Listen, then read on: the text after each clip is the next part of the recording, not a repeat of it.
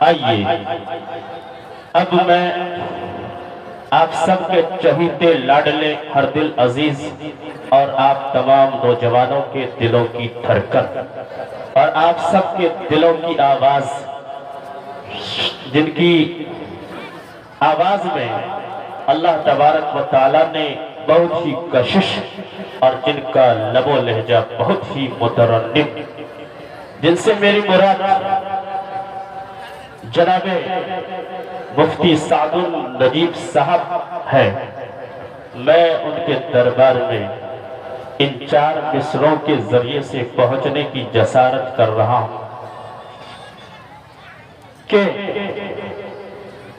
کچھ اس طرح سے خدا نے مجھے بلند کیا، کچھ اس طرح سے خدا نے مجھے بلند کیا، میں تھک گیا تو ہوا نے مجھے بلند کیا، میں تھک گیا تو ہوا نے مجھے بلند کیا، میری مجال کہ میں آسمان کو چھو لیتا، میری مجال کہ میں آسمان کو چھو لیتا، نہ جانے کس کی دعا نے مجھے بلند کیا، نہ جانے کس کی دعا نے مجھے بلند کیا۔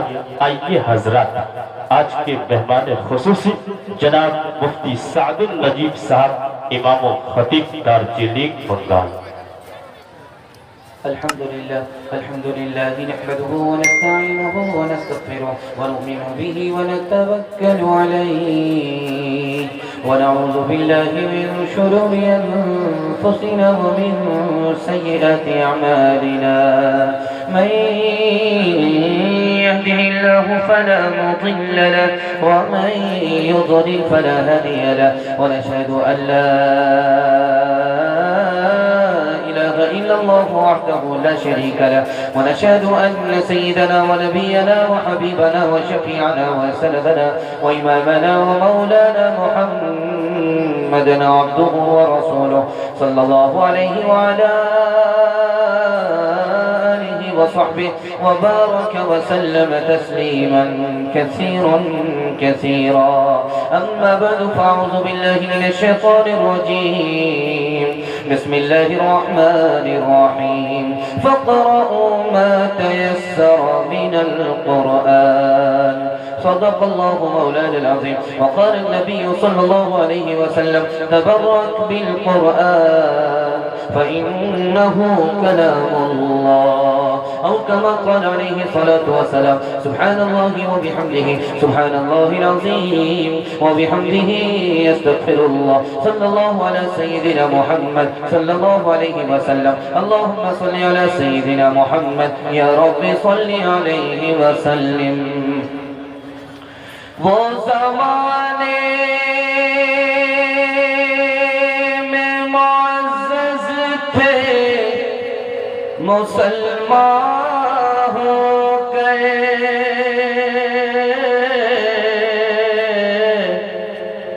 اور ہم خوار ہوئے تارکے قرآن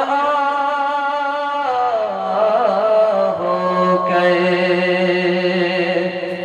پھر کیوں نہ ہو ممتاز اسلام دنیا بھر کے مذہب میں، یہاں مذہب کتابوں میں، وہاں قرآن سینوں میں. اتر کر حرا سے، اتر کر حرا سے سوئے قوم آیا، اور ایک نسخے کی میاں ساتھ لایا. اتر کر حرا سے سوئے قوم آیا، اور ایک نسخے کی میاں ساتھ لایا. اتر کر حرا سے سوئے قوم آیا، اور ایک نسخے کی میاں ساتھ لایا، اور ایک نسخے کی میاں ساتھ لایا. وہ بجلی کا کڑکا تھا یا صوت ہادی، عرب کی زمین جس نے ساری ہلا دی۔ بہت خوبصورت جلسہ 2 روز سے چل رہا ہے اور آج آخری دن ہے، لیکن حوصلہ ٹھنڈا نہیں ہے، جوان ہے۔ دل سے دعا دیتا ہوں اللہ آپ کے حوصلے کو بلند فرمائے۔ یہاں سے لے کر کے وہاں تک سننے کے لیے تیار ہے؟ دونوں ہاتھ اٹھا دیجئے انشاءاللہ۔ قرآن کم اخبار زیادہ پڑھیں گے، ہاتھ اٹھائیے انشاءاللہ۔ پنڈال میں ہے یا سسرال میں ہے پتہ کر لیتا ہے۔ دھیان سے سنیے گا، جلدی سے نکل جائے گا۔ قرآن 3 کام کے لیے نازل ہوا۔ قرآن 3 چیزوں کا نام ہے۔ قرآن ہمیں پورے پاروں میں، تمام پاروں میں 3 پیغام دیتا ہے۔ تمام قرآن 3 پیغام کے لیے نازل ہوا۔ قرآن 3 چیزوں کا نام ہے۔ قرآن 3 کام کے لیے نازل ہوا۔ بہت خوبصورت جلسہ، بہت اچھے ماحول میں مدرسے کی نسبت پر آپ سن رہے ہیں۔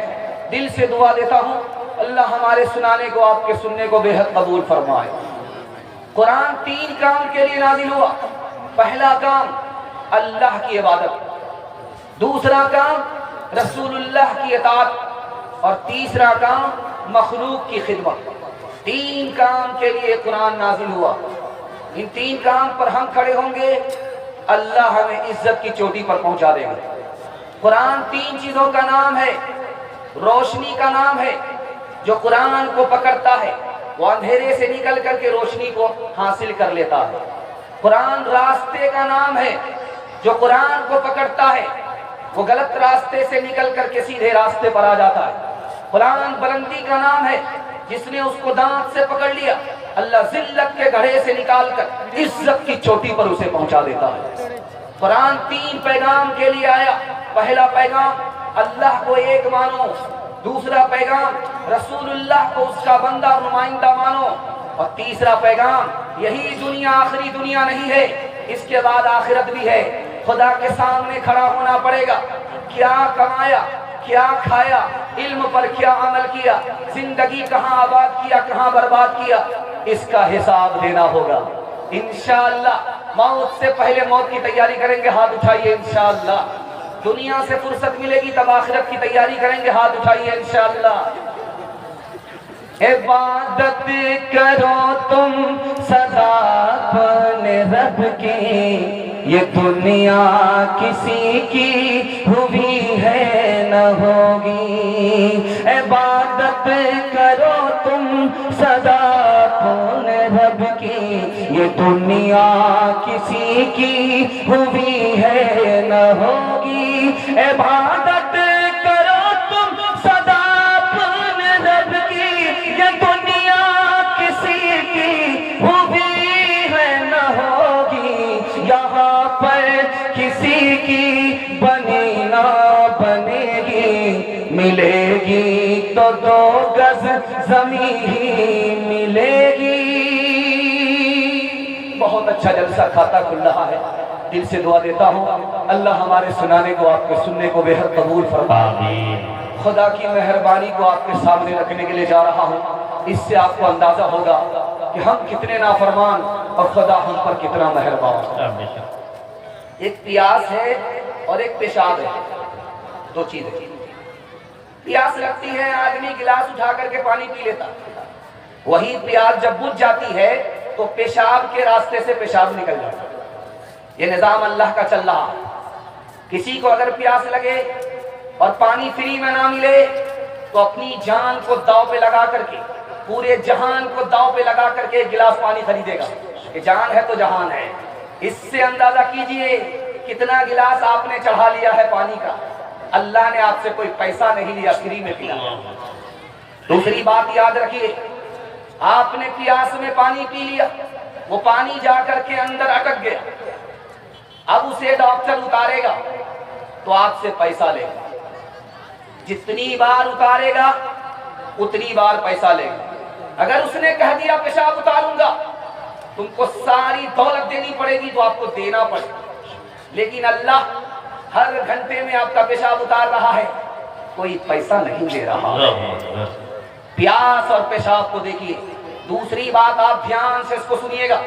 آپ بمبئی گئے ہوں گے، اور آپ نے حاجی علی کا مزار دیکھا ہوگا، سمندر کے اندر ہے، اور سمندر کے پانی کو اٹھا کر کے آپ نے منہ میں لیا ہوگا، بالکل نمکین پانی ہے، حلق کے نیچے اترتا ہے۔ سمندر کا پانی اتنا نمکین ہوتا ہے، اتنا کھارا ہوتا ہے، حلق کے نیچے اترتا نہیں ہے۔ لیکن دکھانے کے لیے جا رہا ہوں اللہ کا کرشمہ۔ بادل آیا، سر جھکایا، پانی کو سمندر سے اٹھایا، جیسے ہی بلندی پر لے کر کے گیا، اب وہی سمندر کا پانی آسمان کی بلندی سے نیچے اتر رہا ہے۔ اللہ نے اسے اپنی قدرت سے فلٹر کر دیا۔ جو نمکین پانی زمین سے اٹھا تھا، آسمان کی بلندی سے جب زمین پر آتا ہے میٹھا ہو جاتا ہے۔ سبحان اللہ۔ تیسری مثال آپ کے سامنے رکھنے کے لیے جا رہا ہوں۔ آپ نے دارجلنگ دیکھا ہوگا، آپ نے سکم دیکھا ہوگا، وہاں کے پہاڑ کی چوٹی پر برف جمع ہوا رہتا ہے۔ پانی کو اللہ تعالیٰ نے جمع دیا، اب وہ پانی پگھلتا رہتا ہے، وہاں سے نیچے گرتا رہتا ہے۔ اتنا صاف ستھرا پانی ہوتا ہے کہ آپ اپنا چہرہ دیکھیں گے تو نظر آ جائے۔ اللہ تعالیٰ نے اتنا بڑا ذخیرہ پانی کا کہاں کر دیا ہمارے لیے؟ پہاڑ کی چوٹی پر۔ اس کے بعد دیکھیے وہ آسمان سے برسا ہوا پانی کہاں چلا گیا؟ اندر چلا گیا۔ آپ نے اوپر موٹر بٹھایا، نیچے پانی ہے، موٹر نیچے کے پانی کو اوپر کھینچتا ہے۔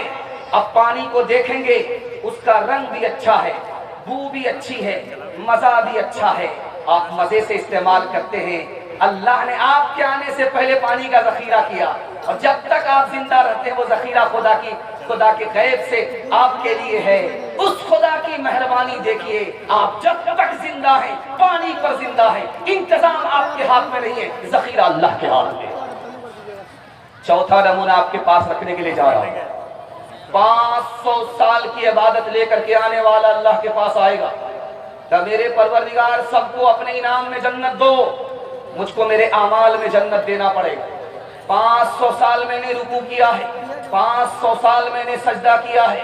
اللہ نے کہا کہ اس کی عقل ٹھکانے لگا، 2 منٹ جہنم کے قریب لے جاؤ۔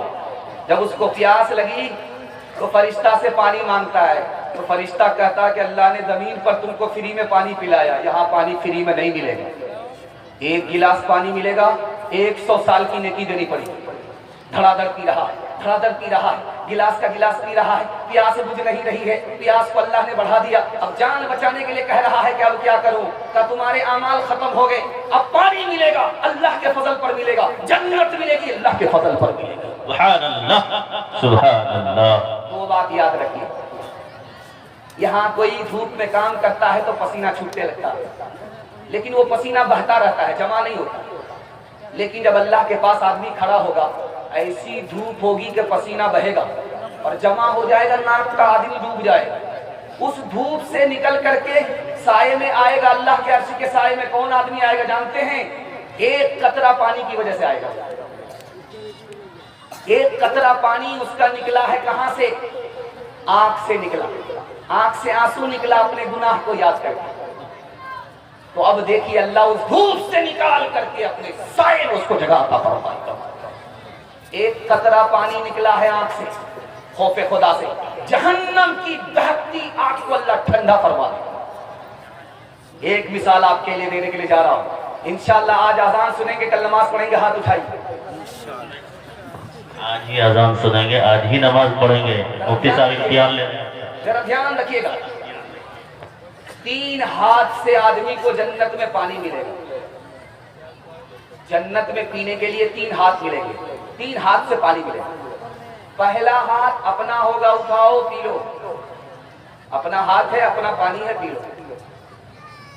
دوسرا ہاتھ ہوگا خادم کا، اور آدمی پیے گا، خادم دے گا اور یہ پی لے گا۔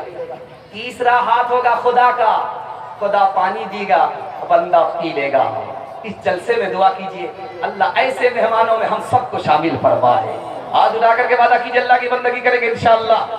ستاروں سے آگے جہاں اور بھی ہے، ابھی عشق کے امتحان بھی ہے، اگر کھو گیا ایک نشیمن تو کیا غم، مقامات فخار بھی ہے، اسی روز و شب میں الجھ کر نہ رہ جا کہ تیرے زمان و مکان بھی ہے، کہ تیرے زمان و مکان بھی ہے، تو شاہی ہے پرواز ہے کام تیرا، تیرے سامنے آسمان بھی ہے۔ دوسرا پیغام سیرت کے حوالے سے جلدی سے لے کر کے آ رہا ہوں، سننے کے لیے یہاں سے لے کر کے وہاں تک آپ لوگ تیار ہیں؟ جوش کے ساتھ دونوں ہاتھ اٹھائیے انشاءاللہ۔ نبی کے نام پر گھومیں گے، نبی کے کام پر گھوم جائیں گے، ہاتھ اٹھائیے انشاءاللہ۔ بائی پاس آپ لوگ جا رہے ہیں، جلدی سے سمجھ جائیے ورنہ جنازہ ہی پڑھ دیں گے آپ۔ دھیان سے سنیے گا، دوسرا پیغام آپ کی خدمت میں لے کر کے آ رہا ہوں، تیزی سے نکل جائے۔ آپ کے گھر میں سونا ہوگا، سونا ہوگا، گھر کی عورت زیور استعمال کرتی ہے، سونا ہوگا، اس کو ہاتھ میں لیجئے گا اور اس کو ملتے رہیے، ملتے رہیے، ملتے رہیے، ملتے رہیے۔ اس کے بعد سونا کو رکھ کر کے ہاتھ کو سونگیے، بدبو آئے۔ سونا اتنا قیمتی، گھر میں زیور ہے، آپ اس کو ہاتھ سے لیجئے، مل کر کے دیکھیے، آپ کو خوشبو نہیں آئے گی، بدبو آئے۔ یہی سونا، اس سونے کی محبت اگر دل کے اندر اتر گئی، وہ دل کتنا بدبودار ہو۔ دوسری بات یاد رکھیے، عورتیں سونا پہنتی ہیں، جائز ہے، لیکن سونا پہننے کے باوجود بھی گنہگار۔ عورت سونا پہن رہی ہے، جائز ہے، لیکن سونا پہننے کے باوجود بھی عورت گنہگار ہے 3 وجہ سے۔ سونا تو پہنتی ہے، زکوٰۃ نہیں دیتی، سونا پہننے کے بعد بھی گنہگار۔ سونا تو پہنتی ہے لیکن شوہر کے لیے نہیں، باہر کے لوگوں کے لیے، نمائش کے لیے، سونا پہننے کے بعد بھی گنہگار۔ سونا تو پہنتی ہے لیکن سینہ تان کر کے چلتی ہے کہ میں بھی کسی باپ کی بیٹی ہوں، سونا پہننے کے بعد بھی گنہگار۔ تیسری بات کو یاد رکھیے گا دھیان سے، باپ نے بیٹی سے کہا، بیٹی میں تمہارے لیے ایسا رشتہ لے کر کے آیا ہوں کہ کسی باپ نے اتنا اچھا رشتہ، اتنا اچھا رشتہ کسی بیٹی کے لیے نہیں لایا ہوگا، یہ میں پہلا باپ ہوں جو تمہارے لیے اتنا اچھا رشتہ لے کر کے آیا۔ تو بیٹی نے پوچھا، ابا حضور کیسا لڑکا ہے؟ کہا سونار ہے، سونے کی دکان ہے، زیور کی دکان ہے، تمہارا نکاح ہوگا، تمہارے کان کو بوجھل کر دے گا، تمہارے بازو کو بوجھل کر دے گا، اتنا زیور پہنائے گا۔ بیٹی کہتی ہے کہ مجھے یہ رشتہ منظور نہیں۔ باپ کا سر جھک گیا۔ بیٹی کہتی ہے رشتہ منظور نہیں؟ کہا ابا حضور لڑکا سونار ضرور ہے، مجھ کو سونا نہیں چاہیے، نبی کی سنت چاہیے۔ جو لڑکا نبی کی سنت کو زندہ نہیں کرتا، نبی کا لحاظ نہیں کرتا، وہ شادی کے بعد میرا کوئی لحاظ نہیں کرے گا۔ اللہ، دھیان سے سنیے گا، چوتھا نمونہ آپ کی خدمت میں لے کر کے آ رہا ہوں۔ بادشاہ کی انگوٹھی میں، بادشاہ کی انگلی میں انگوٹھی ہے، سونے کی انگوٹھی ہے۔ ایک بچہ سامنے کھڑا ہے مدرسے کا، اس سے بادشاہ نے پوچھا کہ بیٹا یہ بتاؤ، اس انگوٹھی سے اچھی چیز تم نے کبھی دیکھی ہے؟ اس انگوٹھی سے بہتر کوئی چیز تم نے دیکھی ہے؟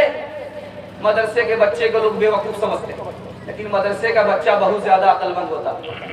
ادھر سوال ہوا، ادھر جواب دیا کہ اس انگوٹھی سے بہتر وہ انگلی ہے جس میں وہ انگوٹھی ہے۔ بادشاہ تڑپ کر کے اس بچے کا بوسہ لیتا ہے۔ واہ صاحب کیا پڑھائی کیا ہے، کتنا حاضر جواب ہے، چٹ منگنی پڑ گیا۔ نبی کی مجلس میں ایک صحابی بیٹھے ہوئے، سونا کی انگوٹھی پہن کر کے بیٹھے ہوئے، سونا کی انگوٹھی انگلی میں ہے۔ اللہ کے رسول نے کہا مرد ہو کر کے سونا پہن رہے ہو، انگلی ادھر لاؤ۔ صحابی نے بڑھایا، انگوٹھی کھینچ لیا، اٹھا کر کے پھینک۔ جلسہ ختم ہو گیا، دعا ہو گئی، لوگ گھر جانے لگے، سب لوگ جانے لگے، انگوٹھی وہیں پڑی ہے۔ لوگوں نے کہا رے نبی کی مجلس ختم ہو گئی، نبی چلے گئے، انگوٹھی اٹھاؤ اپنی بیوی کو دے دینا، انگوٹھی اٹھاؤ بہن کو دے دینا۔ تو کیا کہتے ہیں، جس انگوٹھی کو میرے نبی نے اٹھا کر پھینک دیا، میں زندگی بھر کبھی اس کو اٹھا نہیں سکتا۔ اللہ اکبر، کس قدر اطاعت کا جذبہ صحابہ میں تھا، اللہ ہمیں بھی نصیب فرمائے۔ ایک مثال دیتا ہوں، پیغام کو ختم کر رہا ہوں۔ عام مجلس میں کیا بولا جاتا ہے؟ داڑھی بھی کوئی رکھنے کی چیز ہے؟ عام مجلس ہے مسلمان کی، کیا بولتا ہے؟ کدو بھی کوئی کھانے کی چیز ہے؟ عام مجلس ہے مسلمان کی، کیا کہتا ہے؟ یہ سر میں تیل لگانا بھی کوئی سنت ہے، زبردستی کی سنت ہے۔ کیا کہتا ہے عام مسلمان کی مجلس ہے؟ داہنے ہاتھ سے ہی کھانا کوئی سنت ہے، تکلف ہے، دونوں ہاتھ برابر ہیں، جس سے چاہے کھا لے، زبردستی ہے۔ دایاں ہاتھ کپڑے میں پہلے داخل کرے، پہنتے وقت بایاں ہاتھ پہلے اتارے، کپڑا اتارتے وقت میں نبی کی سنت ہے۔ کہتا ہے یہ تکلف ہے، جو ہاتھ چاہے پہلے اتار لے، جو ہاتھ چاہے پہلے داخل کر لے، زبردستی کی سنت ہے، وہ مسلمان نہیں ہے۔ 4 وجہ سے۔ پہلی وجہ بتا رہا ہوں، نبی کی سنت نبی کی پسند ہے۔ جو نبی کی پسند میں عیب لگائے، جو نبی کی سنت کو حقیر سمجھے، جو نبی کی سنت سے مقابلہ کرے، جو نبی کی سنت کا مذاق اڑائے، وہ نبی کا امتی ہو جائے، لیکن نبی کا امتی مسلمان ہو ہی نہیں سکتا۔ آخری مثال پیغام ختم کر رہا ہوں۔ ترکی ایک ملک ہے، اس میں جمعہ کے دن مسجد میں نماز پڑھانے کے لیے امام آتا ہے۔ امام جب آتا ہے نماز پڑھانے کے لیے تو کیسا امام ہوتا؟ آپ کو سن کر حیرت ہوگی۔ صفا چٹ ہوتا، فٹ بال کا میدان ہوتا، چہرے پر داڑھی نہیں ہوتی، کوٹ پتلون میں ہوتا، اور ممبر پر ڈپلیکیٹ داڑھی رکھی ہوئی ہوتی ہے، پگڑی رکھی ہوئی ہوتی ہے، جبہ رکھا ہوا ہوتا ہے۔ اب وہ ڈپلیکیٹ امام جو آتا ہے تو سب سے پہلا کام یہ کرتا ہے کہ وہ جبہ پہنتا ہے، اس کے بعد وہ جو پگڑی رکھی ہوئی ہے اس کو لگاتا ہے، اس کے بعد جو ڈپلیکیٹ داڑھی ہے اس کو لگاتا ہے۔ نبی کا امتی نبی کی سنت کا تماشا کرو گے، اللہ پوری دنیا میں تمہیں تماشا بنا دے گا۔ انشاءاللہ بیوی سے پوچھ کر کے داڑھی رکھیں گے، ہاتھ اٹھائیے۔ وہ لوگ بھی ہاتھ اٹھا رہے جن کی بیوی مر گئی ہے۔ ہر ایک کام تیرا بڑے سے جدا ہے، وہ پابند قرآن تو سر پہ فدا ہے۔ حنود و نصارا کا کیوں تھوک چاٹا کہ مونچھ تو لمبی ہے داڑھی کو کاٹا۔ محمد نے محشر میں جو پوچھ ڈالا، بتا عیب سنت میں کیا تو نے پایا، بتا عیب سنت میں کیا تو نے پایا۔ تماشائی مت بن، خبردار ہو جا، ابھی وقت فرصت ہے، بیدار ہو جا۔ بہت خوبصورت جلسہ بہت سناٹے میں سنا جا رہا ہے، اور یہ اتر دناج پور کی تاریخ میں عجیب جلسہ ہے۔ کھا پی کر کے لوگ بیٹھ کر کے جلسہ سن رہے ہیں، 45 منٹ میں لوگ بھاگنے لگتے ہیں، لیکن آپ بھی عجیب غریب لوگ ہیں، محبت سے جلسہ سن رہے ہیں، جانے کا نام نہیں لے رہے ہیں۔ دل سے دعا دیتا ہوں اللہ آپ کی ہر مشکل کو آسان فرمائے۔ چوتھا پیغام جو سنانے کے لیے جا رہا ہوں بہت خوبصورت ہے، جتنا دھیان سے آپ سنیں گے اور اتنا یہ جلسہ کامیاب ہوگا، دعا تک پہنچے گا۔ دھیان سے سنیے گا، اس کو تیزی کے ساتھ نکل جائے گا۔ یہ دیکھ رہے ہیں پیسہ رومال کے اوپر رکھا ہوا، آپ ہی نے چندہ دیا ہے۔ اس پیسے کو دیکھ لیجئے، اسی کے پیسے کے بارے میں آپ کو پیغام دینے کے لیے جا رہا ہوں۔ یہ پیسہ جو آپ کے سامنے موبائل رومال کے اوپر رکھا ہوا ہے، یہ پیسہ تحفہ بھی ہے، یہ پیسہ فتنہ ہے۔ فتنہ بھی ہے، تحفہ بھی ہے۔ تحفہ کون پیسہ ہے، فتنہ کون پیسہ ہے، یہ آپ کے سامنے رکھنے کے لیے جا رہا ہوں۔ مجھے امید ہے کہ اگر آپ نے اس کو قبول کر لیا، 1 سال میں آپ کو 10 سال کے برابر ترقی ہو۔ دھیان سے سنیے گا، یہ پیسہ تحفہ بھی ہے، یہ پیسہ فتنہ ہے۔ فتنہ کب ہے؟ آدمی کماتا ضرور ہے لیکن اس کی پرواہ نہیں کرتا کہ حلال ہے یا حرام ہے۔ یہ مال فتنہ ہے، تحفہ نہیں۔ خرچ کرنے کے وقت میں آدمی یہ نہیں دیکھتا کہ یہ جائز ہے یا ناجائز ہے، یہ مال فتنہ ہے، تحفہ نہیں ہے۔ مال حاصل ہو گیا، زکوٰۃ نہیں دیتا، حق ادا نہیں کرتا، یہ مال تحفہ نہیں ہے، فتنہ ہے۔ یہی مال ایمان کو لے کر ڈوب جائے۔ جب آدمی حرام کماتا ہے دونوں طرف سے نقصان اٹھاتا ہے۔ صرف نقصان کو دکھا رہا ہوں، بس جلدی سے آپ کو بائی پاس لے جا رہا ہوں۔ دونوں طرف سے نقصان اٹھاتا ہے، دین کا نقصان الگ، دنیا کا نقصان الگ۔ पहला नुकसान दुनिया का दिखाने के लिए जा रहा हूं, इंसान इंसान नहीं रहता, वो दूसरे की मजबूरी से नाजायज फायदा उठाता।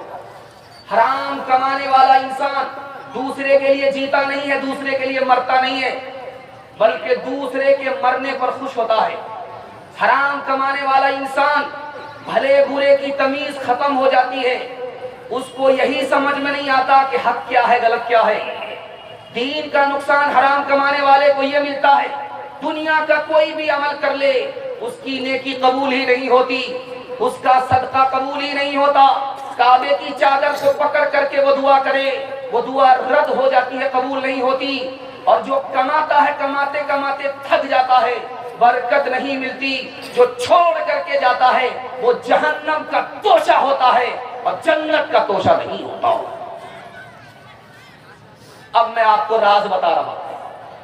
आप पैसा मांगते हैं, कोई देता है कोई नहीं देता, ये राज आपको बता रहा हूं। कोई हलाल कमाता है कोई हराम कमाता है, कोई यहां से हाथ मारता है कोई वहां से हाथ मारता है। ये कौन लोग हैं, इसको मैं सामने करने के लिए जा रहा हूं, ध्यान से सुनिए। जो आदमी हाथ खींच लेता है, कंजूसी करता, बखीली करता, जानते हैं कौन लोग हैं? ये बाल बच्चे की मोहब्बत में गिरफ्तार है, इसलिए कंजूस है, मक्खी चूस है, बखील है। और जानते हैं आदमी हराम क्यों कमाता है? बाल बच्चे की वजह से। बीवी ने ताना मारा तुम तो कंगाल हो, तुम्हारे पास तो फूटी कौड़ी नहीं है। बच्चा ताना मारता आपने हमारे लिए क्या किया। अब बाल बच्चे के ताने के खौफ से ये कमाने लगा, आंख बंद करके, ये भी नहीं देखता कि ये हलाल है या हराम है। बाल बच्चे के ताने की वजह से ये बाप हराम कमा रहा है, कसूर एक का है, सजा सबको मिल रही। और जानते हैं ये जन्नत में नहीं जाएगा, जहन्नम में जाएगा। किसकी वजह से जाएगा? अल्लाह के रसूल ने फरमाया इसकी नेकी जो थी बाल बच्चों ने खा लिया। ये लूट करके लाया, बाल बच्चे बैठ करके कूट करके खाए, तो ये जन्नत में कहां से जाएगा? अगर जहन्नम में जा रहा है तो अपने घर के लोगों की वजह से जा रहा है, बीवी की वजह से जा रहा है, बाल बच्चे की वजह से जा रहा है। ध्यान से रखिएगा, हर इंसान के 3 भाई हैं। एक भाई इंसान का सबसे बड़ा भाई है, दूसरा भाई सबसे छोटा है, और तीसरा भाई बीच बीच का मंझला है। जो मंझला भाई है वो ये पैसा है, जो पहला भाई है वो रिश्तेदार है, जो सबसे छोटा भाई है वो इंसान का अमल है। रिश्तेदार आपका जनाजा पढ़ देंगे, रिश्तेदार आपका जनाजा पढ़ देंगे, मिट्टी दे करके वहां से भाग जाएंगे, ऐसे भागेंगे जैसे लगता है कि जेल से छूट गए।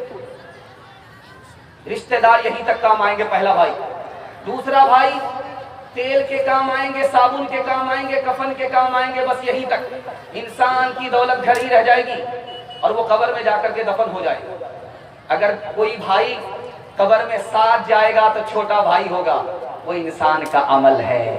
आप अपनी हकीकत को देख लीजिए। एक आदमी था, लूट करके लाता था, बाल बच्चे के साथ कूट करके खाता था। जब मरने लगा तो बेटा से कहता है कि तुमको तो उत्तर दिनाजपुर के लोग ढूंढेंगे कि तुम्हारा बाप बहुत बड़ा होशियार था, भोमिया था, मेरा पैसा मार करके मरा है, पैसा लाओ पैसा लाओ पैसा लाओ। जब लोग पैसा लेने के लिए आएंगे तो कहना कि मेरा बाप नहीं था, मेरा यार जा रहा है। दूसरे बेटे से कहा कि मत ये मत कहना कि मैं उसका बेटा हूँ, ये कहना कि मेरा दिलदार जा रहा है। एक मुसलमान सुन रहा था, हाथ उठा करके कहता मेरे खुदा होशियार रहना, ये भूमियार जा रहा है, दुनिया को तो ठग करके जा ही रहा है, तुमको भी ठग लेगा। एक मिसाल पर पैगाम को खत्म कर रहा हूं, जरा ध्यान से इसको सुनिएगा। शादी के मौके से बेटा खामोश है, बाप बोल रहा हमको कुछ नहीं चाहिए, गाड़ी दे दीजिएगा तो क्या फर्क पड़ेगा, आप ही की बेटी आएगी और जाएगी। हमको कुछ नहीं चाहिए, डबल डबल सामान दे दीजिएगा, एक पर आराम आपकी बेटी करेगी, एक पर आराम आपका दामाद करेगा, आपको क्या फर्क पड़ जाएगा। अगर भैंस देना है, बच्चे वाली भैंस दे दीजिए, क्या फर्क पड़ेगा, उसका दूध आप ही की बेटी पिएगी, आपका दामाद पिएगा। इंसाफ से बताइए, मैं दिल पर हाथ रख करके आपसे पूछना चाहता हूँ, ये सामान मिला बेटी दामाद को, ये गाड़ी मिली बेटी दामाद को, ये पैसा और भैंस मिली बेटी दामाद को, इस बंदर बाप को क्या मिला, नाना की हुंडी। ये दूसरे की दुनिया बना रहा है, अपनी आखिरत बर्बाद कर रहा है। ہاتھ جوڑ کر کے آپ سے کہتا ہوں دھیان سے اس کو سنیے، حلال کمائیے، حساب سے خرچ کیجئے، 1 سال میں اللہ آپ کو 10 سال کے برابر ترقی دے گا انشاءاللہ۔ جھوٹی شان ہوگی، شادی میں پانی کی طرف پیسہ بہائیں گے، ہاتھ اٹھائیں۔ یہ دیکھیں کر تو بھی ترقی دنیا میں، اسباب تجارت پیدا کر، قارون کی دولت ٹھکرا دے، عثمان کی دولت پیدا کر، عثمان کی دولت پیدا کر، تو بدیالہ دے پیر بھرے، جو پورب پچھم جائے گا، یا سود بڑھا کر لائے گا، یا ٹوٹا گھاٹا پائے گا۔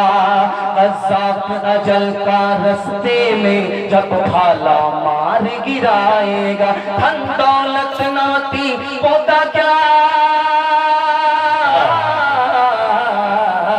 دھن دولت ناتی پوتا کیا، ایک کنبا کام نہ آئے گا، سب ٹھاٹ پڑا رہ جائے گا، جب لاکھ چلے گا بنجارا، جب چلتے چلتے رستے میں یہ خون تیری ڈھل جائے گی، ایک بدیا تیری مٹی پر پھر گھاس نہ چرنے پائے گی، یہ کھیپ جو تولا دی ہے سب حصوں میں بٹ جائے گی، دھی پوت جنوائی بیٹا کیا، پوت جنوائی بیٹا کیا، بنچارن پاس نہ آئے گی، سب ٹھاٹ پڑا رہ جائے گا، جب لاکھ چلے گا بنجارا۔ کیا ہی عمدہ بڑا خوبصورت پیغام آپ کے حوالے سے دینے کے لیے جا رہا ہوں، بہت دھیان سے آپ لوگ سن رہے ہیں، اللہ کرے کہ اخیر تک یہ دھیان باقی رہے اور اللہ آپ کو جوش کے بجائے ہوش میں لے آئے۔ دھیان سے سنیے گا، اللہ آپ کی ہر مشکل کو آسان فرمائے۔ چوتھا پیغام، بہت خوبصورت پیغام، مکان کے حوالے سے آپ کو دینے کے لیے جا رہا ہوں۔ ابھی ہر انسان کا مقصد کیا ہوا ہے کہ شداد کی جنت بنا کر کے رہے۔ کسی سے بھی پوچھئے، اگر کسی کا مکان نہیں بنا، آپ کب مکان بنائیں؟ کھانا پینا تو کمانا تو زندگی بھر رہے گا، مکان تو بنا لیجئے۔ ذرا دھیان رکھیے گا، بہت خوبصورت پیغام جلدی سے نکل جائے گا، بہت خوبصورت پیغام اللہ قبول فرمائے۔ دھیان سے سنیے گا، اللہ کے رسول فرماتے ہیں کہ سب سے برا پیسہ وہ ہے جو مکان میں لگتا، تجارت کا پیسہ تو تجارت کے پیسے کو کھینچتا ہے، یہ پیسہ پانی میں ڈوب جاتا ہے۔ عقل مند وہ ہے تھوڑا لگائے زیادہ بچائے، بے وقوف یہ ہے کمر توڑ کر کے دوسرے کو چھوٹی شان دکھانے کے لیے پیسہ لگا۔ آپ دیکھیں گے راستہ چلتے ہوئے مکان آپ کو بڑا بڑا نظر آئے گا تو آپ کو مایوسی ہوگی، آپ مایوسی سے کیسے نکلیں گے براستہ بتا۔ آپ بڑا مکان کو مت دیکھیے، جو آپ کے مکان سے چھوٹا مکان ہے اس کو دیکھیے اور سوچئے کہ اللہ نے آپ کو اس مکان سے بہتر مکان دیا ہے۔ دنیا میں کتنے لوگ ہیں جو آسمان کے نیچے سوتے ہیں، پلیٹ فارم پر سوتے ہیں، ان کو اپنا گھر تک نصیب نہیں ہے۔ خوش نصیب تو آپ ہیں کہ ٹوٹا پھوٹا مکان بھی تو آپ کو ملا ہے، سر چھپانے کی تو جگہ ملی ہے۔ اس خیال سے اگر جیئیں گے ٹوٹا پھوٹا مکان آپ کو جنت معلوم ہے۔ دوسری بات یاد رکھیے، مکان جتنا بھی خوبصورت بنا لیجئے، 2 عیب ہے مکان کے اندر۔ جتنا پرانا مکان ہوگا اتنا کمزور ہوگا، جتنا پرانا ہوگا اتنا بدصورت ہوگا۔ اب دیکھ لیجئے سماج میں جن کے دادا پردادا نے مکان بنایا تھا، وہ مکان نہیں ہے، قبرستان نظر آ رہا ہے، مزار نظر آ رہا ہے، چھوٹا نظر آ رہا ہے، ہوتا توڑ کر کے ہٹا کر کے پھینک دے۔ جتنا خوبصورت ہوگا، جتنا پرانا ہوگا اتنا بدصورت ہوگا، کمزور ہوگا۔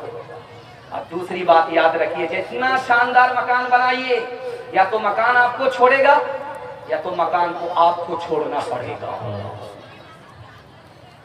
تیسری بات کو یاد رکھیے، ہر آدمی سے پوچھئے مکان کیوں بنا رہے ہیں، اس کا 4 مقصد ہوگا۔ 3 مقصد تو صحیح ہے، 1 مقصد غلط ہے۔ اگر اس کا مقصد ہے کہ میں مکان اس لیے بنا رہا ہوں سر چھپانے کی جگہ مل جائے، صحیح ہے، سردی گرمی سے بچ جائیں، یہ بھی صحیح ہے، سکون ملے، بے چینی دور ہو جائے، یہ مقصد بھی صحیح ہے۔ ایسا مکان بناؤں گا کہ پوری بستی میں کسی کے باپ نے نہیں بنایا،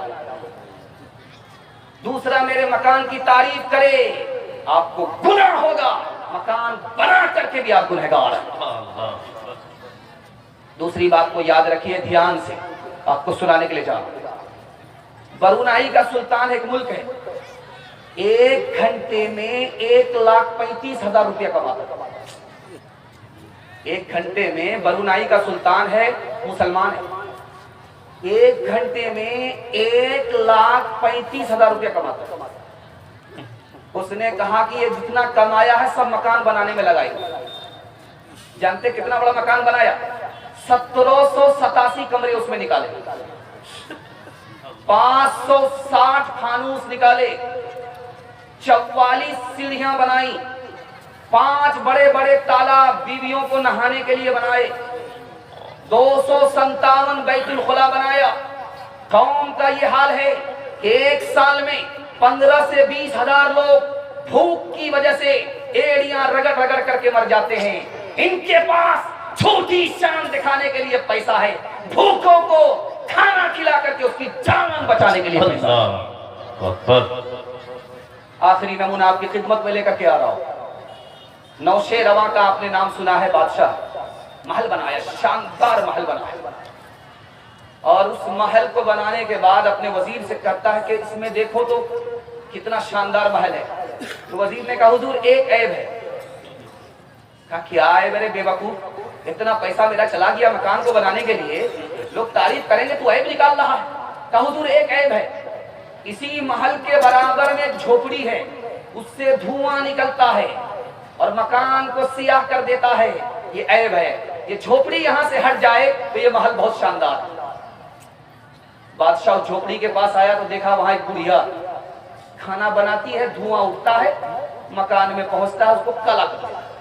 تو ہاتھ جوڑ کر کے بادشاہ نے کہا تم آج سے کھانا بنانا چھوڑ دو، ہم تم کو مرغا بھیجیں گے، روز دبانا اور آرام سے کھانا۔ اس بڑھیا کا جواب سنیے، او ظالم، اس ملک میں کتنے بھوکے سوتے ہیں، تم مجھے مرغا کھلائے گا؟ جب تک سارے لوگ پیٹ بھر کر کے کھا کر سو نہ جائیں میں مرغے کو منہ سے لگا نہیں سکتا۔ کہا تو ایک کام کرو، یہ محل یہاں سے، یہ جھوپڑی یہاں سے لے جاؤ، ہم تم کو دوسری زمین دیں گے۔ بڑھیا کا جواب سنو، میں اسی میں پیدا ہوئی ہوں، اسی میں مروں گی، یہ جھوپڑی یہاں سے دوسری جگہ جا نہیں سکتی۔ کہا کہ اماں یہ بڑا عیب ہے کہ دھواں پہنچتا ہے سیاہ کر دیتا ہے۔ او ظالم، دھواں سے مکان کے اندر عیب نہیں لگتا، تمہارے ظلم کی وجہ سے مکان میں عیب لگتا ہے۔ یہ جھوپڑی کو یہیں رہنے دو، چھوٹی سی جھوپڑی میں رہتی ہوں، تمہارے محل کو بری نظر نہیں دیکھتی ہوں، لیکن تم محل میں رہ کر کے میری جھوپڑی پر بری نظر ڈال رہا ہے۔ دراصل تو پیٹ کا بھوکا نہیں ہے، آنکھ کا بھوکا ہے، اور آنکھ کا بھوکا کتا ہوتا ہے، انسان نہیں ہوتا۔ ایک مثال پر پیغام ختم کر رہا ہوں، سننے کے لیے آپ لوگ یہاں سے لے کر کے وہاں تک تیار ہیں؟ ہاتھ اٹھائیے انشاءاللہ۔ دکان اپنے پیسے سے بنائیں گے؟ ہاتھ اٹھائیے انشاءاللہ۔ مکان سسور کے پیسے سے بنائیں گے؟ ہاتھ اٹھائیے انشاءاللہ۔ خیر دھیان سے رکھیے گا، ایک آدمی سپاہی آیا، بستی کے قریب آیا، اس کو بستی معلوم نہیں ہے کہ اتر دیناجپور میں چھوٹا پٹنہ کہاں ہے۔ تو اس نے ایک آدمی سے پوچھا کہ حضور یہ بتاؤ کہ چھوٹا پٹنہ کہاں؟ کہ حضور بغل ہی میں تو ہے۔ وہ جو گیا تھا چھوٹا پٹنہ گلستاں میں، کیا آئے گا؟ قبرستان پہنچ گیا۔ بڑا غصہ آیا کہ کتنا کمینہ آدمی تھا، اس کو میں نے بستی پوچھا، آبادی پوچھا، وہ ہم کو بربادی کی طرف لے کر کے چلا گیا۔ آیا پلٹ کر، کھڑا تھا وہی آدمی، کوڑا نکالا، برسانا شروع کیا۔ ارے کم بختی کا مارا، میں نے تم کو بستی پوچھا، میں نے تمہیں گلستان پوچھا، تو نے ہمیں قبرستان بھیج دیا۔ کہ حضور غلطی تمہاری نہیں ہے، غلطی میری نہیں ہے، غلطی تمہاری ہے۔ آبادی تو وہی ہے، ویرانہ تو یہ ہے، میں نے قبرستان میں دیکھا ہے ہر بستی کے لوگوں کو آتے ہوئے، لیکن قبرستان کو کہیں جاتے ہوئے نہیں دیکھا۔ آبادی تو اسی کا نام ہے۔ انشاءاللہ دنیا کے چکر میں، دنیا کے مکان کے چکر میں جنت کی تیاری سے محروم نہیں رہیں گے. ہاتھ اٹھائیے انشاءاللہ. بالکل صحیح جا رہا ہے.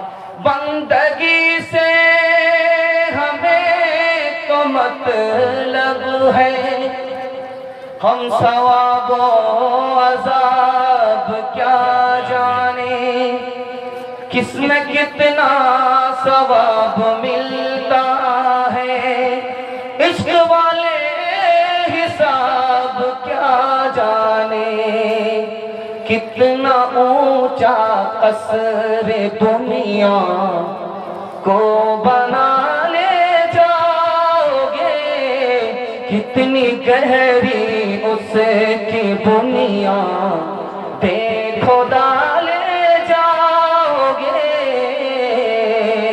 کتنا عرض و طول میں اس کو بڑھا لے جاؤ گے، کھینچ کر اس کا کہاں تک سلسلہ لے جاؤ گے، اس کو کیا چلتی دفعہ سر پہ اٹھا لے جاؤ گے، اس کو کیا چلتی دفعہ سر پہ اٹھا لے جاؤ گے، آئے تھے کیا لائے تھے، جاؤ گے کیا لے جاؤ گے، آئے تھے کیا لائے تھے، جاؤ گے کیا لے جاؤ گے.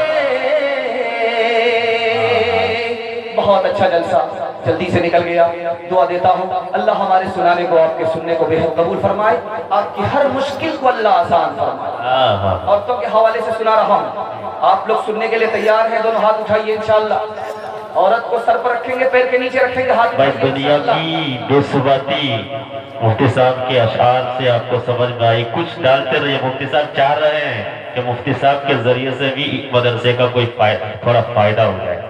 یہ پیغام دیتے جا رہے ہیں مفتی صاحب. سبحان اللہ سبحان اللہ. ہاں ہاں ہاں. بہت اچھا جلسہ عورتوں کے حوالے سے نکال رہا ہوں. غلام سردار بھائی ماشاءاللہ، اگر آپ سن لیں گے اللہ قبول ہو جائے گا. تو میں امید کرتا ہوں کہ سماج کی ہر بیٹی کو اللہ فاطمہ اور عائشہ کا نمونہ بنائے. دھیان سے رکھیے گا، جلدی سے نکل جائے گا. بہت خوبصورت جلسہ.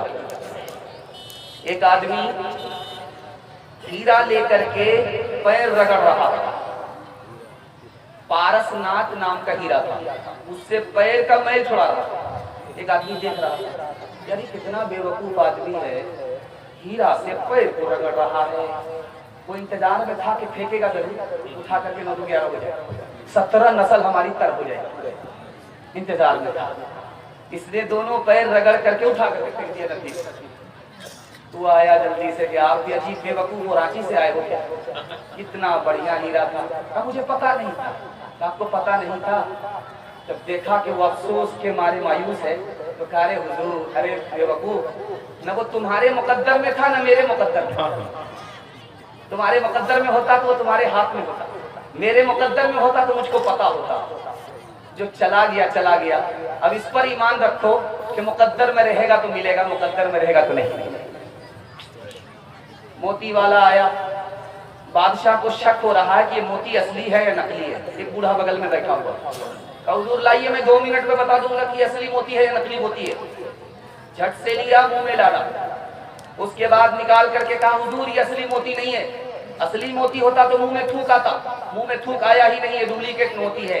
بادشاہ بڑا خوش ہوا کہ کتنا شاندار بوڑھا ہے. کہا تم جوان ہو، تمہارے پاس جوش ہے، میں بوڑھا ہوں، میرے پاس ہوش ہے. انشاءاللہ ماں باپ کی پسند سے نہیں، موبائل کی پسند سے شادی کریں گے. ہاتھ اٹھائیے، جوان لوگ ہاتھ اٹھا دیجیے. خیر، جس بریک مار کر کے آپ نے ثابت کر دیا، خوش کر دیا کہ آپ جگہ ہی پر ہیں، آپ دوسری جگہ نہیں گئے. دھیان سے رکھیے گا. تیسرا نمونہ، ہیرا ملا چلتے ہوئے. اب اس کو شک ہو رہا کہ یہ ہیرا ہے کہ نہیں ہے. سونار کے پاس آ کر کے جوہری کے پاس دکھاتا ہے اس کو کہ یہ ہیرا ضرور ہے لیکن اس کے پیچھے محنت ہے. جب تک اس کو چمکائیں گے نہیں اس کی قیمت نہیں ملے. جب تک اس کے کونے برابر نہیں کریں گے اس کی کوئی قیمت نہیں. اور کونا برابر کرنے میں، چمکانے میں اگر ہیرا چٹک گیا تو اس کی کوئی قیمت نہیں. دھیان سے رکھیے گا. حضرت تھانوی نے فرمایا آپ موتی کے اندر دیکھیں گے غور سے، اس کے اندر پانی آپ کو نظر آئے گا. موتی کے اندر پانی ہوتا. موتی کے اندر پانی ہے تب وہ قیمتی ہے، موتی کا پانی جیسے نکل گیا اس کی کوئی قیمت نہیں ہے۔ عورت کے اندر جب تک شرم و حیا ہے وہ قیمتی ہے، شرم و حیا نکل گئی اس کی کوئی قیمت نہیں۔ ایران سے ایک مصرع چلا ہے، وہ کون سا موتی ہے؟ جو آدھا کالا اور آدھا گورا ہوتا ہے۔ دورے ابلق کسے کم دیدہ بو، ایسا موتی بتاؤ۔ ایران نے سوال پوچھا ہے ہندوستان سے، ایسا موتی بتاؤ جو آدھا کالا اور آدھا گورا ہوتا۔ جواب نہیں آیا۔ جمعہ کا دن تھا، ایک لڑکی غسل کر کے آنکھ میں سرما لگا رہی تھی۔ یہ لڑکی اورنگزیب بادشاہ کی بیٹی تھی۔ دعا کیجئے اس بادشاہ کی قبر کو اللہ نور سے بھر دے۔ سرما لگا رہی، سرما لگایا ممیرا، جب آنکھ میں لگا تو آنکھ سے پانی کا قطرہ ٹپکا اور فوراً مصرے کا جوڑا لگا دیا۔ وہ موتی جو آدھا کالا اور آدھا گورا ہوتا ہے، آنکھ کا آنسو ہوتا ہے جس میں سرما ملا ہوا ہوتا ہے، مگر اشک بتانے سرمے آلو۔ ایران نے چیلنج کیا تھا کہ وہ موتی بتاؤ جو آدھا کالا اور آدھا گورا ہوتا ہے۔ جواب مل گیا، وہ آنکھ کا آنسو ہوتا ہے جس میں سرما ملا ہوا ہوتا ہے۔ کرسی پر جو بادشاہ بیٹھا ہوا تھا مارے خوشی کو اچھل گیا اور کہا اس آدمی کو میرے پاس بھیجو ہندوستان سے ایران، میں اس کو پیسے میں تول دوں گا، گلے لگاؤں گا، گود میں بٹھا لوں گا۔ اس نے میرے سوال کا جواب دے دیا، میرے مصرے کا جوڑا لگا دیا۔ اب یہ عورت، باپ نے کہا کہ بیٹی اب کیا کرو گی، اب تو پھنس گئی۔ وہاں تم جاؤ گی، وہ تم سے ہاتھ ملائے گا، گلے لگائے گا، گود میں بٹھائے گا، تم اجنبی ہو وہ اجنبی، اب وہاں کیسے جاؤ گی؟ تو بیٹی ہو تو ایسی ہو، اللہ سب کو ایسی ہونہار بیٹی عطا فرمائے۔ آمین آمین۔ اس نے کہا ابا حضور مجھ کو جانے کی ضرورت نہیں ہے، میں اپنا جوڑا لگا کر کے بھیج دیتی ہوں۔ میں وہاں جاؤں گی، مجھ کو انعام ملے گا، دنیا ملے گی، لیکن میرا دین برباد ہو جائے گا۔ میں بادشاہ کو خوش کروں، جو بادشاہوں کا بادشاہ خدا ہے، میں اس کو ناراض کروں، یہ ہو نہیں سکتا۔ اس نے ایک مصرع یہاں سے لکھ کر کے بھیجا کہ میری مثال گلاب کی طرح ہے، گلاب کی پنکھڑی میں جس طرح خوشبو چھپی ہوئی ہوتی ہے، اسی طرح میں پردہ نشی عورت ہوں۔ گلاب کی خوشبو کو تلاش نہیں کیا جاتا بلکہ اس کو سونگھا جاتا ہے، اسی طرح مجھ کو تلاش کرنے کی ضرورت نہیں ہے۔ میں عورت ہوں، اجنبی ہوں، تمہارے سامنے جا نہیں سکتی، میں تم کو خوش کرنے کے چکر میں اپنے خدا کو ناراض نہیں کر سکتی۔ انشاءاللہ اپنی بچی کو تعلیم دیں گے اور پردے کے اندر رکھیں گے، فاطمہ اور عائشہ کا لباس پہنائیں گے۔ میں جلسے میں گارنٹی لے کر کے جاتا ہوں، اللہ فاطمہ کے لباس کا اثر اس بیٹی پر ڈالے گا۔ وہ فلمی ہیروئن نہیں ہوگی، انشاءاللہ فاطمہ ہوگی۔ ہاتھ اٹھا کر کے وعدہ کیجئے انشاءاللہ عمل کریں گے، بالکل صحیح جا رہا ہے۔ کرو لفظ عورت پہ گر غور تم تو معلوم کر لو گے فی الفور تم کہ عورت ہے شرم و حیا کا مقام، نمائش ہو اس کی برا ہے یہ کام، کہ عورت کا مستور رہنا ہی ٹھیک، کہ عورت کو مستور کہنا ہی ٹھیک، اگر عزت نفس ملحوظ ہے تو وہ اپنے گھر میں ہی محفوظ ہے، اگر عزت نفس ملحوظ ہے۔ آخری پیغام جوانوں کے حوالے سے دے رہا ہوں، ہمارے جوان یہاں سے لے کر کے وہاں تک سننے کے لیے تیار ہیں؟ دونوں ہاتھ اٹھائیے انشاءاللہ۔ میرے حصے کا جلسہ مکمل ہو رہا ہے، آپ نے بڑی زندہ دلی کا ثبوت دیا، آپ کے لیے دعا کرتا ہوں اللہ آپ کے ضمیر کو زندہ فرمائے، گھر کی ہر پریشانی کو اللہ دور فرمائے۔ جوانوں کے حوالے سے سنا رہا ہوں، جوان لوگ یہاں سے لے کر کے وہاں تک سننے کے لیے تیار ہیں؟ دونوں ہاتھ اٹھا دیجئے انشاءاللہ۔ میں آپ کو بتا رہا ہوں مقدر کا سکندر کیسے بنیں گے آپ، دکھانے کے لیے جا رہا ہوں، دھیان سے سنیے گا۔ لقمان حکیم نے اپنے بیٹے سے کہا، بیٹا اس دنیا میں محنت کرو لیکن اتنی ہی محنت کرو جتنا یہاں رہنا ہے۔ بیٹا اس دنیا میں عبادت کرو، کتنی عبادت کرو جتنا تم خدا کے محتاج ہو۔ بیٹا اس دنیا میں گناہ کرو، لیکن اتنا ہی گناہ کرو جتنا تمہیں آگ میں جلنے کی طاقت ہے۔ سلیمان علیہ السلام نے اپنے بیٹے سے کہا بیٹا رات بھر سوتے مت رہنا، جو سوتا ہے وہ کھوتا ہے، جو جاگتا ہے وہ پاتا ہے۔ بیٹا جاگو گے تو کچھ ملے گا، سوتے رہ جاؤ گے تو کھو جاؤ گے۔ اگر وقت تمہارا ساتھ نہیں دے گا تو مستقبل تمہارا تاریک ہو جائے گا۔ آپ دیکھیں گے، آپ اتر دیناجپور کے لوگ ہیں، آپ گزریے صبح سویرے مسلمان محلے سے گزریے، پورا سناٹا رہتا، بوڑھا بھی سو رہا، جوان بھی سو رہا، بچے بھی سو رہے، عورتیں بھی سو رہی۔ آپ سیدھے کشن گنج پہنچ جائیے، کشن گنج شہر کے اندر دیکھیے جو مڑواڑی محلہ، آپ وہاں سے صبح گزریے تو چھوٹے چھوٹے بچے بھی ماں کی گود میں جاگ رہے ہیں۔ آج ہمارا مقدر خراب کیوں ہے؟ ہم سو رہے ہیں۔ ان کا مقدر کیوں جاگ رہا ہے؟ وہ جاگ رہے ہیں۔ اپنے چال سے غریب ہے، اللہ نے غریب نہیں بنایا۔ دھیان سے رکھیے گا تیسری بات جو میں آپ کے سامنے رکھنے کے لیے جا رہا ہوں، بہت دھیان سے اس کو رکھیے گا۔ استاذ نے بلیک بورڈ پر ایک لکیر کھینچ کر کے بچوں سے کہا بچوں میں نے لائن لگا کھینچ دیا ہے، میری لائن کو کون چھوٹا کر سکتا ہے؟ اٹھ کر کے آئے اور میری لائن کو چھوٹا کر کے دکھا۔ ایک بچہ اتر دیناجپور کا اٹھ کر کے آئے، ہاتھ سے لائن کو مٹانے لگا، بیٹا مٹائے بغیر لائن کو چھوٹا کرو۔ چھوٹا پٹنہ کا بچہ چھوٹا ضرور تھا لیکن دماغ کا کھانٹا نہیں تھا۔ وہ کھڑا ہوا، اس نے پینسل لے کر کے لکیر کو لمبا کر دیا۔ تو بات استاد نے بیٹے پر بچے پر ہاتھ رکھ کر کے کہا، اس کے سر پر ہاتھ رکھ کر کے کہا شاباش بیٹے، اگر بڑا بننا ہے تو کسی کو مٹا کر کے بڑا نہیں بننا۔ تیسری مثال آپ کے سامنے آ رہی ہے، دھیان سے سنیے گا۔ بیٹا کو باپ بھیج رہا ہے اسکول پڑھنے کے لیے، تو بھاگ کر کے آ جائے۔ بیٹا کو باپ مدرسہ بھیج رہا ہے، وہ بھاگ کر کے آ جائے۔ باپ نے کہا کیوں بھاگ کر کے آتے ہو؟ کہا وہ مدرسہ ٹھیک نہیں۔ کہا اس اسکول سے کیوں بھاگ کر کے آتے ہو؟ یہ اسکول ٹھیک نہیں۔ کہا بیٹا یہ اسکول ٹھیک نہیں، وہ مدرسہ ٹھیک نہیں، اس چکر میں تم علم سے بھی محروم ہو جاؤ گے اور گمراہ بھی ہو جاؤ گے۔ باپ نے پرائیویٹ میں اپنے بیٹے کو بلایا، بیٹا دنیا میں تم سے لوگ پوچھیں گے کہ تمہارا باپ کون ہے، دنیا میں پوچھیں گے تم کس کا بیٹا ہے، لیکن آخرت میں خدا تم سے پوچھے گا کہ تمہارا عمل کیا ہے، ہنر کیا ہے، پدر اور تمہارا باپ کون ہے، اس کے بارے میں سوال نہیں ہوگا۔ آخری مثال ہے، دھیان سے اس کو سنیے گا، بہت تیزی کے ساتھ نکل جائے۔ جوان بیٹے کی شادی ہے اور باپ تحفہ دے رہا ہے، گفٹ دے رہا ہے، کھلونا۔ جب بند گفٹ کو کھولا گیا تو اس میں کھلونا نکلا تو بیٹا شرمندہ ہو گیا۔ ابا سے کہا ابا حضور کیوں میرا تماشا کر دیا آپ نے، میں کوئی بچہ ہوں کہ آپ نے کھلونا دیا؟ اس باپ نے کتنی بڑی نصیحت کیا، یہ میں آپ کے سامنے رکھنے کے لیے جا رہا ہوں۔ کہا بیٹا میری جیب میں پیسہ نہیں تھا، اب تو بچہ تھا، تو نے کھلونا مانگا، میں نے منع کر دیا، بیٹا میری جیب میں پیسہ نہیں، تو مجھ سے ناراض ہو گیا، مہینوں تم نے مجھ سے بات نہیں کیا، اب تمہاری شادی تھی، میں نے سوچا کہ وہی کھلونا جو بچپن کا ہے تمہیں جوانی میں دے دوں۔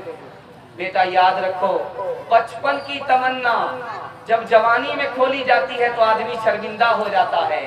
کوئی ایسی تمنا جوانی میں مت رکھنا کہ اللہ قیامت میں کھولے تو تم شرمندہ ہو جاؤ۔ تین مثال پر پیغام ختم کر رہا ہوں، یہاں سے لے کر کے وہاں تک آپ لوگ سننے کے لیے تیار ہیں؟ دونوں ہاتھ اٹھائیے انشاءاللہ۔ کھلانے پلانے میں آگے رہیں گے، پڑھانے لکھانے میں پیچھے رہیں گے، ہاتھ اٹھائیے انشاءاللہ۔ خیر وہ لڑکا ہاتھ اٹھا رہا ہے جس کا ووٹر لسٹ میں نام نہیں، خیر جانے دیجیے، بائی پاس جا رہا ہے، دھیان سے رکھیے گا، جلدی سے نکل جائے گا۔ حجاج بن یوسف کا آپ نے نام سنا ہے، اس نے قانون بنایا۔ قانون کیا بنایا کہ جو آدمی دارو پیے گا اس کو جیل میں ڈال دو، اور جب تک وہ اس کا جنازہ نہ اٹھ جائے اس کو جیل سے باہر مت نکالو۔ تو حجاج بن یوسف سے کہا کہ بھائی اتنا سخت قانون دنیا میں کسی نے نہیں بنایا، شراب پینے والے کے لیے اتنی بڑی سزا، اتنا سخت قانون تم کیوں بناتے ہو؟ تو حجاج بن یوسف کا جواب سنیے، جو جوان دارو پیتا ہے وہ کسی کام کا نہیں رہتا، نہ وہ اپنے بچوں کا کام کا رہتا ہے، نہ قوم کے کام کا رہتا ہے، نہ وہ ماں باپ کا رہتا ہے۔ اس لیے میں نے یہ قانون بنایا تاکہ کڑی سے کڑی سزا ملے، دوسرے کو نصیحت ملے کہ اگر دارو پیتے ہیں تو ہمارا مستقبل تاریک ہو جائے گا، ہم کسی میدان کے آدمی نہیں ہیں۔ اور موبائل پر ہمارے بچے کرکٹ دیکھتے ہیں، میں آپ کو ایک بتانے کے لیے جا رہا ہوں کہ پوری دنیا میں کرکٹ کا میچ ہوتا ایک جگہ نہیں ہوتا. جرمنی ملک ہے جہاں کا ہٹلر تھا, وہاں کرکٹ کا میچ نہیں ہوتا. جب پہلی بار وہاں کرکٹ شروع ہوا تھا تو ہٹلر آیا تھا دیکھنے کے لیے کرکٹ کے میدان میں, کرکٹ چل رہا تھا. اس نے امپائر سے کہا کہ کون ہارا کون جیتا. کہا حضور ابھی 3 دن ہوئے, 3 دن اور باقی ہیں, اس کے بعد پتا چلے گا کہ کون جیت رہا کون ہار رہا, ٹیسٹ میچ ہو رہا. تو اس نے کہا کہ آج کے بعد یہ کھیل اس ملک میں نہیں ہوگا, بند کرو اس کھیل کو. 11 بندر ناچتے ہیں, باقی سارے درشک مداری بنے ہوئے نکمے پڑے رہتے ہیں. آج کے بعد میرے ملک میں یہ کھیل نہیں ہوگا. آخری مثال, پیغام کو ختم کر رہا. ہارون رشید کا دربار ہے. ایک لڑکا آیا, سوئی گاڑ کر کے دھاگا ہاتھ میں اور نشانہ لے کر کے جو دھاگا پھینکا, ناک سے دھاگا سوئی کے پاس. ادھر سے تالی بجی, ادھر سے تالی بجی. واہ دیکھ جوان کیا کرتب دکھایا. بادشاہ نے کہا کہ 20 روپیہ انعام دو اور 20 جوتے مارو. اب لوگوں کے کان کھڑے ہوئے, یار جوتا کیوں پڑ رہا ہے؟ کہ اس نالائق کو دیکھو, فالتو کام میں اس نے اپنی جوانی برباد کی. بھکاری کا بھکاری رہ گیا. اگر پڑھنے لکھنے میں اپنا وقت لگاتا کتنا قیمتی ہوتا. بھیک دینے والا ہوتا, بھکاری نہیں ہوتا. جانتے ہیں مکیش امبانی اسی ملک کا آدمی ہے, دنیا کا 3را ارب پتی آدمی. اس نے کہا کہ مالدار ہونے کے لیے ڈاکٹر ہونا ضروری نہیں, انجینئر ہونا ضروری نہیں. مکیش امبانی خود ڈاکٹر نہیں ہے, لیکن اس کی کمپنی میں کام کرنے والے 30,000 ڈاکٹر, 30,000 انجینئر, 30,000 پروفیسر. جانتے ہیں انہوں نے کیا کہا؟ مالدار بننے کے لیے ڈاکٹر ہونا ضروری نہیں ہے, پروفیسر ہونا ضروری نہیں ہے. جس نے وقت کو بچا لیا برباد ہونے سے, اس سے بڑا مالدار کوئی ہو نہیں سکتا, اس سے بڑا مقدر کا سکندر کوئی ہو نہیں سکتا. انشاءاللہ موبائل میں, کیرم بورڈ میں اور لوڈو میں ہم اپنا ٹائم پاس نہیں کریں گے, وقت کو بچائیں گے. پڑھنے لکھنے کی ذمہ داری ہے, جو بھی ذمہ داری ہے اس ذمہ داری کو قبول کریں گے. میں گارنٹی لیتا ہوں دنیا آپ کے پیچھے ہوگی, دنیا آپ کو پیچھے نہیں کر سکتی. ہاتھ اٹھا کر کے وعدہ کیجئے انشاءاللہ وقت کی حفاظت کریں گے. بالکل صحیح جا رہا ہے. کبھی روح جب بیدار ہوتی ہے, جوانوں میں نظر آتی ہے ان کو اپنی منزل آسمانوں میں. نہ ہو نومیدی سوال علم و عرفاں ہے, امید مرد مومن ہے خدا کے رازدانوں میں. نہیں تیرا